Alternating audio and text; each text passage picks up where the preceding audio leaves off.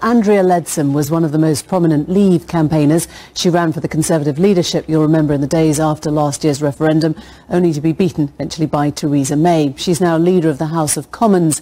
And earlier I spoke to her from her constituency in Northamptonshire. I began by asking what she thought of Donald Tusk's allegation that Theresa May's offer risked worsening the situation of EU citizens. I think that, in fact, what Theresa May made was a very generous offer. But equally, it's obviously going to be important to the EU Commission that they stick to their side of the negotiations, and you wouldn't really expect them to say, thanks very much, that's wonderful. So I think we're going to see a lot more of that in the days to come. Isn't it funny, though, when you've got Donald Tusk saying it's not good enough, and last night we had the President of the EU Parliament telling Newsnight he doesn't have a clue what Britain wants from Brexit. Does that worry you? Not at all, no. As I've said, when you're in a negotiation, you don't immediately jump around clapping your hands with glee at the first sign. In fact, you do the opposite. You say, no, that's not good enough, we need more, and that is what you would expect. And I think this should be quite a simple one, shouldn't it? This should be a pretty simple place to start, and we are a year on, as you've said, from that vote, and they can't agree with the first thing that they're trying to talk about. You think it's just politics, do you? Well, you know, Theresa May gave her very initial comments to the meeting of the EU Council to explain to them the generous offer that we will be making, which is right that we should do that. We want to do it.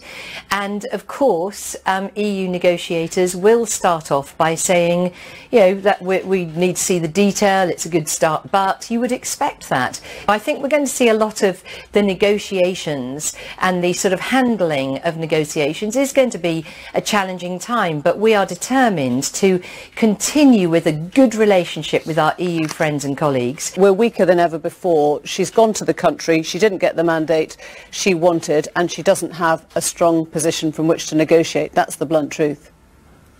Well, you know, Theresa May isn't, of course, satisfied with the majority that we managed to get at the last election, but we are the biggest party in government. It's not just our opportunity, but it's also our duty to create a government, to take this country forward, to do everything we can to make a success of leaving the EU. We've done a huge amount of work on preparations for these negotiations. Our hand is very strong.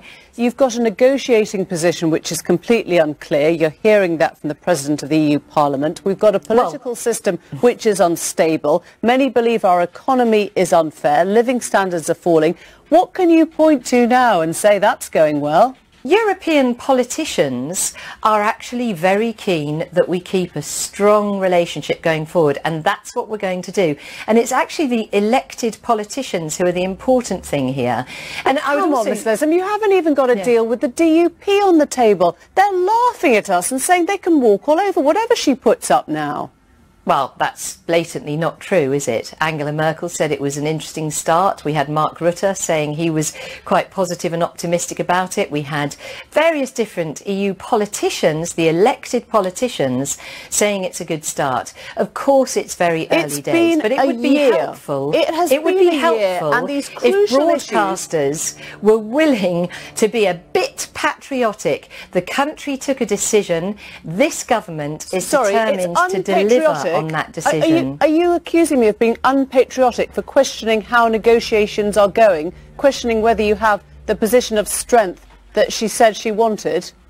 I'm not accusing you of anything, Emily. I'm simply saying we all need to pull together as a country. We took a decision a year ago today to leave the European Union. With this reduced majority, you are now a minority government, but your reading of the public mood is to push on with the same plans for Brexit that you always had. Is that right? Nothing has changed then in your mind? As the Prime Minister have said, we're leaving the EU, we're not leaving Europe. So our negotiation to deliver a strong deal that works for all of us remains absolutely at the heart of what we're doing. Do you regret that the election was called? Important. I don't at all. And of course, we don't have the numbers in Parliament. We accept that, and of course, we're disappointed about that. But what it means, it will be a real listening government. The whole direction of Brexit is now up in the air.